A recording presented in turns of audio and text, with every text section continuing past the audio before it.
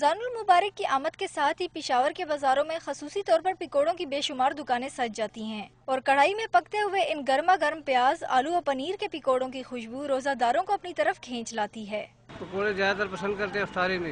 ये है तो पूरे साल के 11 महीने बेचते हैं। रमजान के जो महीना है खुसूसी तौर पर लोग ज़्यादातर खुशी से लेके जाते हैं कि पकौड़े आलू वाले होए, पनीर वाले होए, बैंगन वाले होए, गोभी वाले होए, प्याज वाले पकौड़े मिक्स हो गए, ये सब लेके जाते हैं खुशी के साथ। दुकानदारों का कहना है कि वो आम दिनों में भी यही कारोबार करते हैं, लेकिन रमजानुल मुबारक में इनका काम आम दिनों के मुकाबले में कई गुना बढ़ जाता है और लोग खास तौर पर रिवायती पकौड़े लेने आते हैं। इफ्तारी में पकौड़ों के बगैर बिल्कुल मजा नहीं आता। चाहे जितने चीजें भी हो खान पे पकौड़े नहीं है तो मजा नहीं है। महंगाई के इस दौर में कम कीमत होने के बायस ये रिवायती पकौड़े किसी नेमत से कम नहीं, जिसके बगैर रमजानुल मुबारक में इफ्तार का दस्तरखान अधूरा होता है। मगर फिर भी इसके खाने में एतदाल का मुजाहरा जरूर करना चाहिए, क्योंकि कहीं ऐसा न हो कि ये नेमत जहमत बन जाए। कैमरामैन इमरान हसन के साथ अलवीना खान, डॉन न्यूज़, पेशावर।